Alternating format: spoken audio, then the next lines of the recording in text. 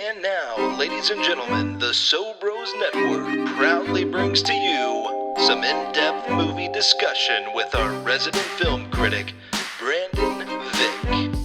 Happy evening, everyone. The Vick's Flicks podcast is here.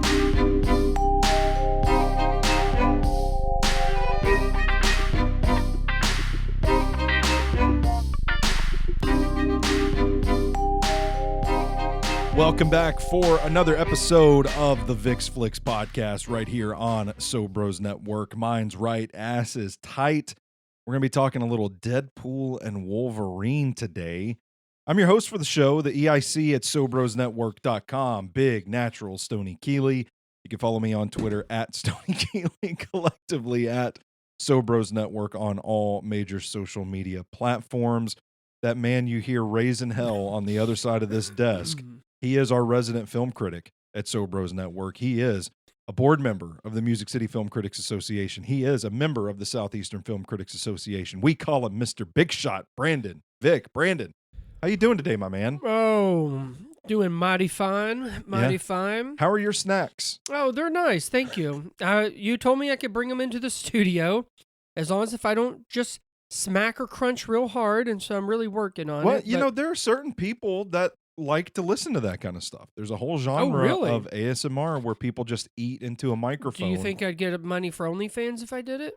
Well, you start a YouTube channel. Oh. You don't. I mean, you could do it on OnlyFans if you're like, touching yourself Topless? while you're doing it. That too. What if I show my nipples, but I'm just snacking on like cheese dip? Yeah, I mean, there are people that make just money just with a spoon. Cheese dip. Yes, Not even a spoon, just your hand. Right. Correct. Yeah, just I think there's probably an opportunity in there. I think there's something for everybody. Somebody will pay for something. Yeah, for sure. I've learned Absolutely. that through people who make a killing on those sites, and it's not what you think it is. It's not the porn factor at all. It's the most weirdest things. You find a kink and you lean into it and you just attract all the people. You go for it. Yeah. But you could probably just do a YouTube channel and you wouldn't have to show any nips. That's true. You could just Good eat point. into a microphone. I think I would like to be on video though, because I just caught myself like trying to get stuff out of my teeth, and that's the good stuff, yeah, man. Those maybe are the sounds I'll just have a close up of just like shit in my mouth and teeth. Not real shit, but food items. Yeah. And just that's what gives people tingles. yeah. That's what they call it. Tingles, ASMR. I think the food stuff's gross. I like to listen to people whisper and people make noises like flipping through books and stuff you don't like like that. when people eat? But the eating noises are But kind is of it like gross just to a me. little snack, or are you talking Yeah. about like if someone's trying to eat and they're like having like a Hang on, Whopper? we'll pull it up on the show while we're talking about this and see if I can play some of the audio through Okay, here. good. I'll have my treat. Yeah, do it. Okay. These noises might not come through the headphones here. But here's a short of a girl eating Raising Cane's.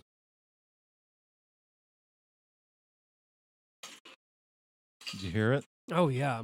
Oh no, I couldn't do that. See, I think that's gross. Yeah, that. Yeah. Anyway, Deadpool and Wolverine. What was that from? Did she was what record herself eating? Yeah, on YouTube. Oh my god. This is a whole thing, buddy. Yeah. Okay. This gets like millions and millions of views on YouTube. Oh my god. Yeah. Yeah. Wow. And people tune in. They're just like, this is really relaxing to me. It helps people sleep. The people eating help other people sleep? It's a relaxing. Wow. I like to hear waves. Ocean waves. Yeah. Or hearing someone get like 3 brats and beat them against their cheeks. Okay. Either one. I'll take either one. Definitely not porn. But Yuck. people making porn with food. No, cheeks, like mouth cheeks. Oh, I thought you meant butt cheeks. I mean, I guess I wouldn't know, to be honest. I thought you meant butt cheeks. But here's the thing. Yeah. I don't think I'd know. Yeah, maybe if I'm not. just listening to it. Have you ever heard someone take 3 brats and slap them against their cheeks? No, I It's haven't. relaxing. No, I haven't. Yeah, big fan of Hugh Jackman. So this film, at the time of recording anyway, is supposed to come out at the end of July. You and I had kind of circled this as an opportunity to have a pretty fun little deep dive into these characters and the actors that Yeah. portray them. Obviously haven't seen the film yet, so you don't have to worry about spoilers here. This is not a review. No review. With the film coming out in supposedly 10 days time of this release. Do you know something that no one else does? You're making it sound like it could get delayed. Well, I mean, I don't know. Listen, you can already buy tickets to this thing. Okay, so it's happening. It has to. Okay, It so has next to. week, Deadpool and Wolverine is going to drop, but I think it's kind of crazy. This conversation for me starts with two actors that are pretty synonymous with the characters they're playing in this film. And this is something that you and I, and it might have been Sean on a previous episode of the Vix Flicks podcast. The question came up somewhere along the way, who is an actor that is just completely synonymous with a role? And my answer was Daniel Radcliffe and Harry Potter. Because yeah. like I just don't think I think Daniel Radcliffe is a phenomenal actor, but I Yes. think the casual moviegoer probably just remembers him as Harry Potter, Yeah. and it's really difficult to picture anybody else being Harry Potter. Yeah. And I don't remember if it was you or whoever the third on this podcast was at the time brought up Hugh Jackman and Wolverine, and I think it's a good answer. I think you could put Ryan Reynolds as Deadpool in there as well. I think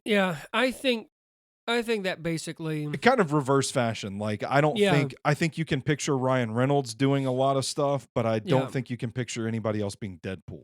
Yeah. I think Ryan Reynolds has just kind of become I think like Welcome to Wrexham has opened up the door for him. You see him on these Mint Mobile things. So like you kind of know him. But yeah, I mean, if you saw the movies, the people either know him as Deadpool or the Green Lantern, and it's for two very different reasons. Yeah, I feel like Deadpool. But Deadpool would be the Man, thing. when it came out in 2016, Oh yeah. and then the second one was 2018.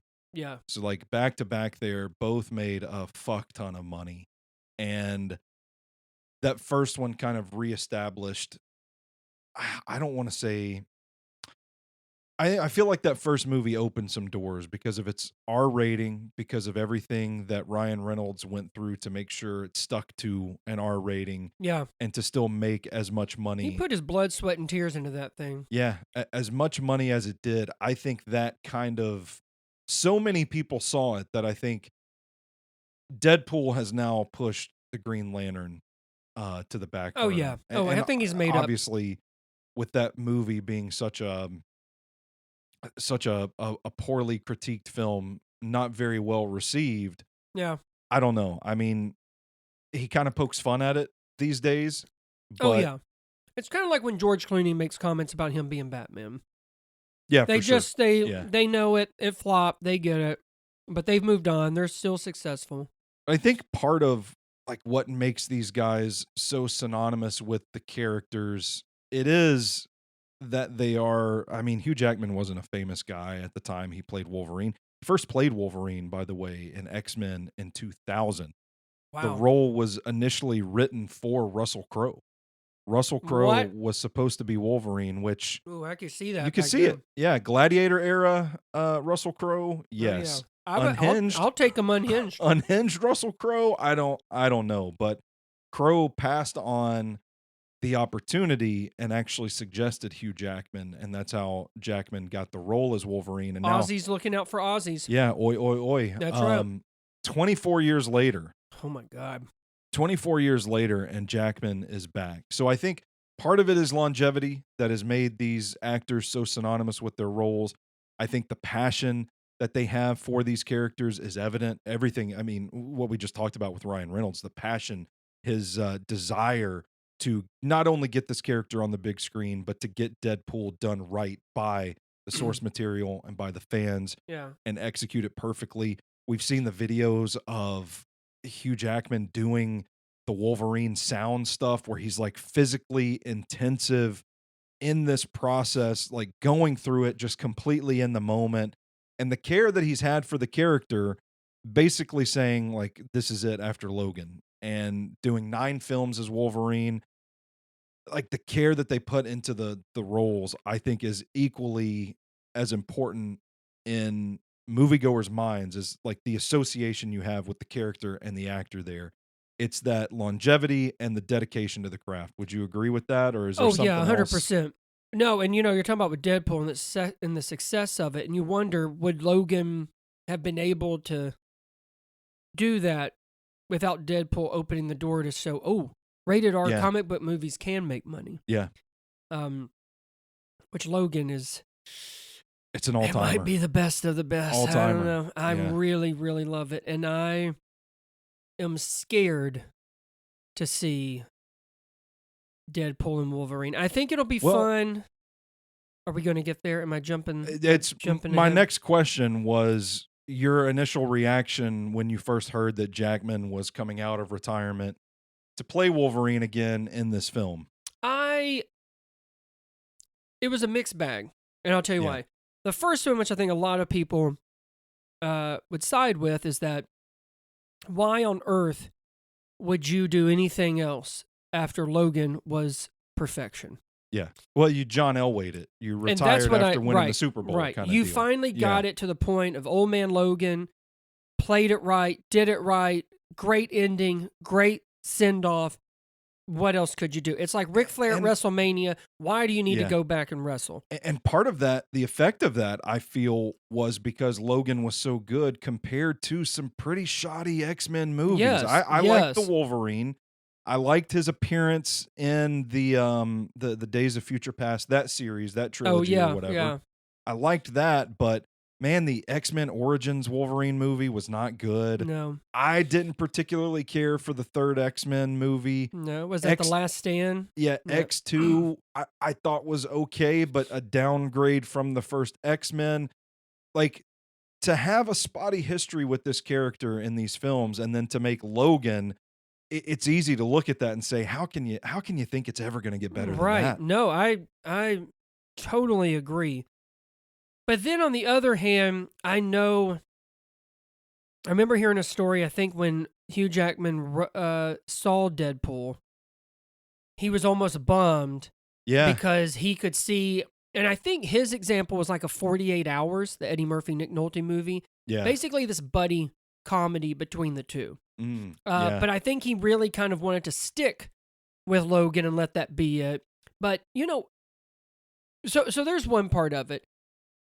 Other part of it is, you almost can say, but, Logan was its own timeline. This is a totally different timeline, a totally different Wolverine. Yeah. I feel like it's a cop-out. You're still Wolverine. It's still Hugh Jackman. You said People, regardless of Exactly. what you say, people are going to see Right. Hugh Jackman and it's going to be that But Wolverine. you try to sell it to fans on like, listen, this journey is its own journey. Yeah. We're going to do, and maybe it's true, but don't bullshit us. I mean, Yeah. you're going to be Wolverine again. Well, and how much I'm curious because I was reading some of the interviews that he did throughout the years, and especially like this movie's got the press campaign of all press campaigns. Oh yeah. Part of the reason we chose to talk about this is because looking back at the beginning of summer, like after Dune 2 came out, you and I sat down and looked at the calendar and we're like, okay, what's the next big thing coming out? Yeah. And it was clearly Deadpool and Wolverine. But so he's been out there doing interviews left and right. And one of the things he talked about was like seeing Ryan Reynolds as Deadpool and seeing the opportunity to have like two characters that are kind of, you're talking about a comic book movie, two characters that are kind of on equal footing in terms of like power and abilities, like really fun, close fight scenes, I would imagine, that sort of thing, but to also play off of a completely polar opposite personality type, that buddy comedy aspect of it really drew him to the story. But how much of it do you think was also trusting, okay, I'm not going back for X-Men Origins Wolverine 2.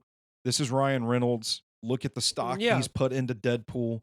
Look at the care with which he's made the first two movies, and look at how hard he's fought to do it his way. I mean, do you think there was an aspect of it? Can you at least see the perspective that, okay, this isn't coming back for any of these old shitty X-Men movies. Yeah. This is Deadpool. I'm working with a team that really takes this seriously. Yeah. I mean, that's got to be more appealing That and more convincing to get Yes. you out of retirement to play this character again. Convincing is, I think, a key word. But also, I feel like they've been doing press for this for years because they always acted like they hated each other, Yeah. but were actually good friends. And it was a joke on Ryan Reynolds trying to get Hugh Jackman back, and he Yeah. almost couldn't believe it when it was starting to come together. So I feel like there is a a convincing standpoint on why do this. Yeah. I think there's a friendship component there too, and I'm sure they go hand in hand. And I don't think anybody else could have done this but Ryan Reynolds to get him to do it. But also, I agree. to get more kind of like, I mean, technically, Wolverine is going to be in a comedy for the first time. Yeah. And he's going to be wearing the comic accurate suit. Exactly, the one Yeah. that I think my first action figure had, the blue and yellow. Mhm. So now the movie itself, Yeah. what's that story? It's still like a multiverse, multi-line thing. This Wolverine has to do with the TVA from this and world. Michael McFadden from Yeah. Succession is going to be playing one of the villains. Or no, he's playing a TVA. He's a agent. TVA guy. Yeah. I don't know who the actual It's a villain woman. is. Yeah. I don't know the name of the like. And of the- when it first came out, like you can look at the Wikipedia. I think it's the IMDb or something like that, and they list Mr. Sinister as the villain in this movie. Oh, But now, like, that must not be happening. yeah, I don't think Or it's that's a happening, surprise. or there's some surprise. Like, there's and that's another component of this film is like there's cameos. It's like people are talking about, is Taylor Swift the Dazzler? Is she going to be in this film? Is Blade in this film? Like the Wesley Snipes Blade. I heard it's a CW one, Oh, okay. and that because he didn't like. I don't think it's because he didn't like Wesley Snipes, but there was a picture. I think he was one of them, maybe standing when Ant-Man's Yeah. helmet. Okay, yeah. I don't There's know. like There's so, but I think Elektra. is it Tyler Mane? The Oh, original yeah. Sabretooth is Yeah. supposedly like there's all kinds of stuff. I've heard with it, too. Elektra, Jennifer Gardner, that Yeah. Ben Affleck's Daredevil might be in it. Elektra is listed in the cast. Yeah, I would say I think she does show, Yeah. but I'm just curious if Ben Affleck comes back as that Daredevil. would be nuts. But it is that kind of film. Yes. And we've talked about the multiverse, and we'll talk about Marvel in its general state later on, but the multiverse story kind of getting a little too out of control for a lot of the casual moviegoers that are just kind of like, this is too much. I don't understand why this person's here. I thought that person died. This, that. And so I'm kind of with you. Like, I honestly, like, this has been the marketing campaign of all marketing campaigns. It feels like, going back to that first video where Deadpool's on the couch, or Ryan Reynolds is on the couch, and Hugh Jackman walks by and he asks him to be in Deadpool, and he says yes, and that's that. Yeah. That feels like years ago at this point. But the story aspect of it and the track record that Marvel has recently, I think puts enough doubt in my mind that I'm just like, how is this going to be a sloppy mess? Or Because this is the first Deadpool to be a part of MCU. MCU? Yeah. I mean, I think they're going to go for it. Don't get me wrong. And this might be the last Deadpool movie Yeah. with this one. Well, I mean, they're already, like, Hugh Jackman has already said, like, teasing a sequel, and I don't know. This is the stuff where it's fun, but then let's strip it down and see if it was really worth it. Yeah. Like, what is possibly could be the story behind it that's going to lead to anything else? And is it just going to be a cameo shit show? Because that's not that. To me, that doesn't work. And when You only have so you can't many. rely on that to be that, like, that's your movie. That's what I was going to And say. it's There's over only 2 hours long. So there's only so many times you can pull that right. card. And I also hate that now. I think Hugh Jackman is he's just going to keep. This will be one of many where he'll never have a Wolverine movie again. Yeah. You know, he won't. But he'll always be a part of it. And I don't know. You know what it kind of reminds me of? Like early 2000s wrestling when they first did the brand split, and there was a Raw roster and there was a Yeah. SmackDown roster, but Yeah. every show somebody from the other roster would like show up, and then they would be on the roster. And you can only do that for so long before people start to say, okay, why the fuck did you even split the rosters up to begin with? Right. Why does it matter if everybody's just showing up on every show anyway? And that kind of feels like what's going on with the MCU right now. Yeah. And I don't know. I mean, I'm looking forward to seeing it, but I don't know if I'm quite. I'm not as excited. excited as I was for any Marvel project prior to the conclusion of the Infinity Saga. Like Yeah. I feel like I the think this first could be a couple of- fun one, yeah, for but sure. I don't know if it's going to alter the MCU and where it goes from here. And maybe I'm wrong. Well, let's just get into that conversation then. I mean, what do you make of the strategy that Marvel has had this year where they've kind of gone away for a little bit. It hasn't been 4 movies and 4 TV series the way that it was there for a couple of years prior. Well, I know Bob Iger, since taking back over, wants quality, not quantity. Yeah, a good call. Which it is a good call, but now that's going to be put to the test because if we're not going to release so much, then these need to be worth it. Yeah. So, go ahead. No. I was going to ask a separate question. Finish your thought. Well, no, and so I feel like this is going to be the time where I think a lot of stuff has kind of sizzled out. Yeah. In a sense, there's not the hype that the Marvel movies used to have. I still haven't watched the Marvels. I was going to say, some people haven't watched half of the last 2 or 3. I've lost track of the shows. I watched Loki season 2, and I think that's the last. I haven't even started that one. Yeah. So this is kind of the first one, and I could see this making a ton of money, and then the second week, it's like a 64% drop. Kind of like, wasn't that like Thor Ragnarok? Yeah. It was like everybody was stoked for it, and then people went to see it, and were kind of like, that's it. Yeah. Ragnarok or Love and Thunder? Love and Thunder. I was going to say I'm sorry, Ragnarok, people better be that's my pumped. favorite Marvel movie. Yeah. But Love and Thunder, yes. So, I mean, the question is, does it have that staying power, and is it actually going to mean anything? Yeah. Because a lot of these recent Marvel movies are kind of like, yeah, okay. But 6 months from now, I probably won't remember a whole lot, and I definitely won't remember what it did for the story, which that Quantumania is a great example of basically introduced Kang, and now that's not even happening, and it's like, it's a shit show. Forget it. It's a shit show, yeah. Yeah. How bad does Marvel need a spark right now? I mean, do you think that, because I'm looking at it like, I kind of feel like it's pretty crucial, this film, to be a commercial success and also to be a critical success.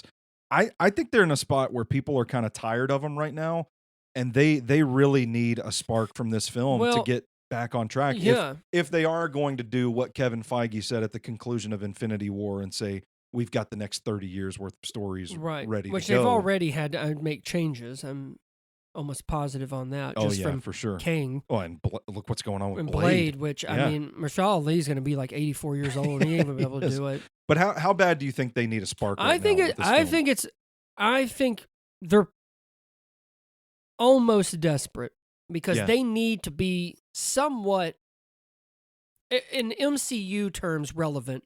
For sure. Again. For sure. And it kind of reminds me of kind of what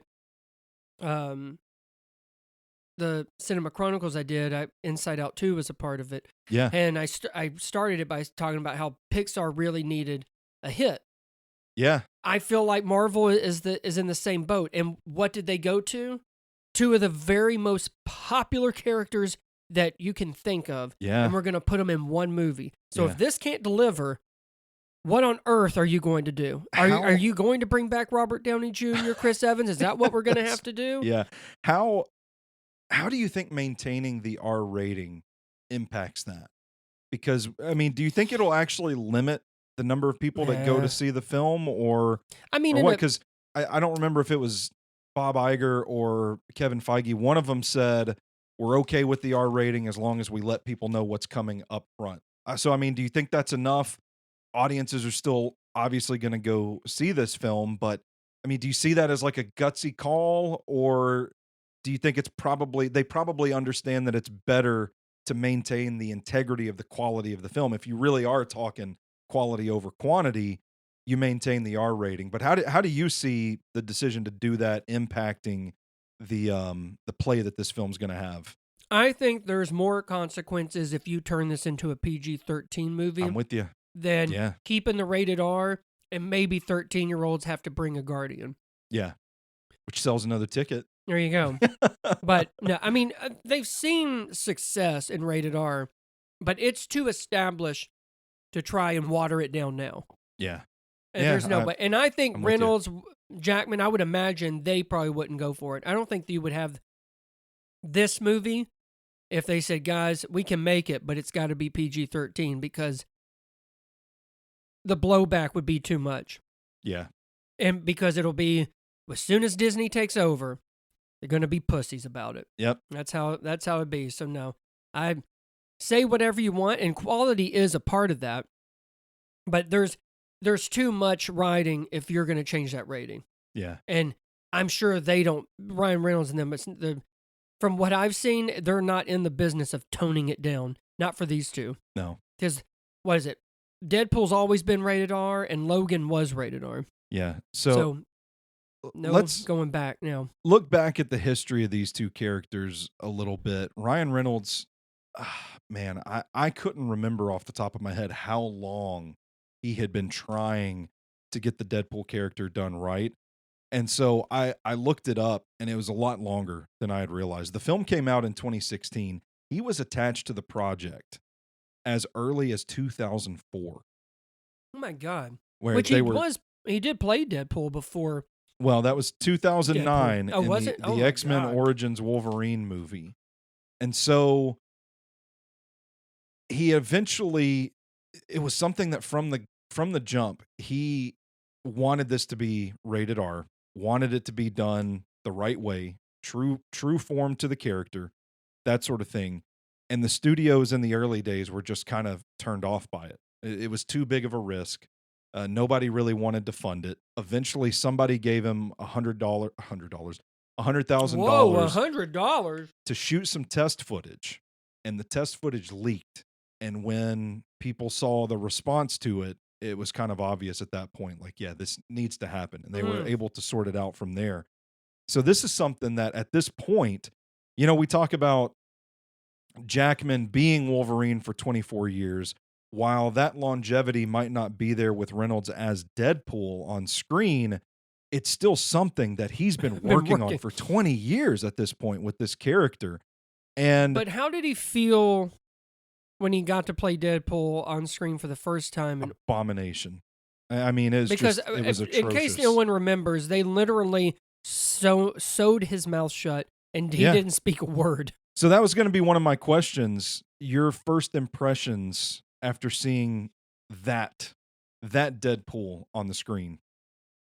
Well, I'll be honest. I remember Deadpool, but I don't ever really... Like, when I first saw Origins, I didn't really know a whole lot about Deadpool. Okay. So you weren't expecting... It wasn't until later that I realized just how off everything was. Now, I didn't like the movie, so, I mean, obviously... that movie was terrible. There were mistakes made, but I didn't realize that he was kind of the mouthy, asshole, sarcastic dick that he is. So looking back, I see man, what a slap in the face. Just to the character, not Ryan Reynolds, to that character. Yeah.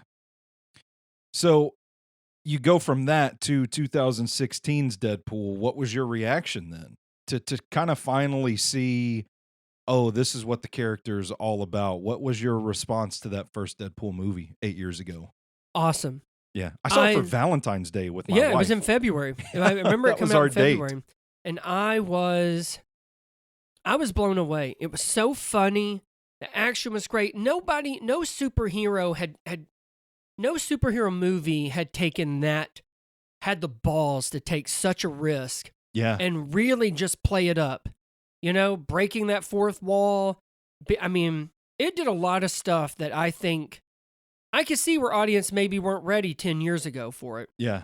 Right? But and Ryan Reynolds is the perfect person to do it. I think Deadpool is a lot like Ryan Reynolds. And to that degree, I think Ryan Reynolds has kind of played like Deadpool for the rest of his movies, for the rest of his life. Yeah. I think we consider Iron Man synonymous with Robert Downey Jr. Heath Ledger and the Joker, I think, come to mind right away. Hugh Jackman and Wolverine. But I think you can make an argument that Ryan Reynolds and Deadpool may be the best pairing between actor and character in all of comic book movie history. Ooh. I said you can make an argument. I'm not saying, Yeah, but okay. I think All Ryan right. Reynolds and Deadpool belong in the conversation with those guys. Okay, I'll give you that one. Yeah. Yeah. And same thing with Jackman and Wolverine. Yeah. I think it goes hand in hand, but yeah, I think so. And I think and again, there's not a lot of proof on screen. Yeah. But for Reynolds' case, as you pointed out, he's been if Deadpool wasn't a passion project, I don't know what was. And when that first one blew up. Yeah. But another thing that I think Ryan Reynolds is really good at just in general, but I think it's really showcased in at first it was in Deadpool. I think you see a lot of it now in Wrexham is marketing. They know how to market the hell out of it. And he's willing to do a lot. And I don't know if you've been in the movies lately, but the whole thing before the movie starts where they tell you silence your phones, they do it. Oh, sick. As Wolverine and Deadpool makes with sense. some cussing where they bleep it out. Yeah. So they're smart. They're smart in a lot of ways. Even the posters and stuff that they've done, especially with the first Deadpool. There's just so much that goes into it. And I think so much is just what Ryan Reynolds envisioned. Yeah. That, I mean, there'll never be another Deadpool. Even when they do it, it won't matter. For a generation, there's a Wolverine and Deadpool and Ryan's, I think is his last name. Reynolds and Jackman are just they're together forever. Can't break those and their superheroes apart. So conversely, I know we weren't exactly savvy moviegoers in the year 2000. You and I were both 14 years old. Didn't appreciate the art of the cinema, I think, the way that we do today. So I'm not sure how much you remember, but conversely, like first impressions of Hugh Jackman as Wolverine in that first X-Men movie, did he come across as, oh, this is the guy to play Wolverine right away, or do you think it took us some time to get there? I think as far as look and attitude and kind of the way you kind of, in a way, wore Wolverine on screen. Yeah. I mean, I didn't know who he was, but he's definitely looked the part. Yeah. And then he kind of played the part. And then it's funny because the experience with him as Wolverine, it's almost like sometimes it's like 3 steps forward and like 7 steps back. Yeah. Like he's always good as Wolverine. But man, some of the shit he's been in as Wolverine didn't really do that character any justice. And no, I think he's hit some setbacks in his 24 years of trying to shape this character and let it be his. And I think that's why Logan was just such a master class in not only storytelling, but kind of bringing it full circle. Yeah. So I want to ask you your favorite film featuring either of these characters, but at the same time, I know the answer to that question. I feel like it's a pretty easy, logical choice. So I'll qualify this question, and ask, what is your favorite film featuring either of these characters that is not named Logan or Deadpool? So we're going to take those two movies out. Okay. What's the best featuring either of these guys? As these characters? Yeah. Well, I guess I would probably go with Jackman. I'd probably go with X-Men. There's a lot that's in that OG movie, and you're talking about the year 2000. There's not a big, there's not a huge superhero, Well, that's what I was going to say. fanfare. Like, people think of Batman, and then later Spider-Man would come out, but it was kind of the X-Men movie that started that whole boom in the 2000s. It was that first one that came out that was a big Marvel release, and then you had Spider-Man, and then they did Hulk, and then they did Daredevil and Fantastic Four. No one had really attempted an X-Men movie, I don't think. Because as many, Batman and Superman have been in the fanfare culture for a long time, but I'm like, that's also the first time we're like, ooh, Professor X and Magneto, and I remember thinking Emma McKellen's Magneto was like the best damn thing of anything. Oh yeah, you and me both, man. That was awesome. But yeah, I would. But yes, it's hard to imagine that if you're a certain age. But yes, that was a big deal, and so Hugh Jackman, because we're taking out Logan, I have to go back to the original because there are a lot of the movies Wolverine's in. They're not great. Yeah. Oh my gosh. Ryan Reynolds is tougher. Well, I mean, there's only. I guess it's Deadpool too. Oh no, I meant one movie for either guy, like both of all the movies together. Take out Deadpool, take out okay. Logan, like, which no is your matter favorite. what. Yeah, because I think the conversation for me it'd still would be X-Men, I guess. The conversation would be the Wolverine versus Deadpool 2. Wolverine versus Oh, I see. The Wolverine movie where he goes to Japan. Yes. It's the Silver Samurai. Silver Samurai. I liked that movie quite a bit. That one was kind of cool. And then Deadpool 2 I thought was, probably not the same punch as the first one. Yeah. But a pretty good sequel. And I thought Josh Brolin as Cable was cool. Yeah. I really liked him. Colossus Juggernaut as the villain Juggernaut was pretty cool in that. I liked it quite a bit. But that's really it, man. It is. The X-Men, the X-Men movie, I think it's those three. And then everything else I think can qualify as like mid to even bad. Now, I liked when Wolverine, like we talked about towards the beginning, was when the Days of Future Past and First Class, all those came movies. back. Yeah. But he wasn't in. He was like an ancillary character. Yeah. Just on the periphery at all times. Because I'll say X-Men First Class is really well done. Liked it. And I really liked that one. movie. But I don't think they had anything to do with it. So no. So we wrap up here. I just want to ask, like on a scale of 1 to 10, what is your confidence level in Deadpool and Wolverine hitting theaters next week? I mean, through it all, there is interest, there is excitement. And I don't want to sound like a Debbie Downer, but I do think there's going to be something that deals with the story. And I really hope, because I'm kind of over this multiverse stuff. I get it, but it's time to move on. So I'm excited to see Deadpool and Wolverine together. The question is the story going to let them down? Is this just going to be a clusterfuck of all kinds of cameos and just to kiss fans' ass without fan service? Thank you. And actually not establish, create, move, go further in anything. Yeah. I'd say a 7 out of 10. I'm there, but I'm not at the top. Yeah. I'd probably go 5 out of 10 myself. Right in the middle? Yeah. I think it's one of those that probably be pretty good by the time we get to the moment in the theater sitting there and the opening credits roll. But I just don't have the same level of anticipation for these Marvel movies that I used to.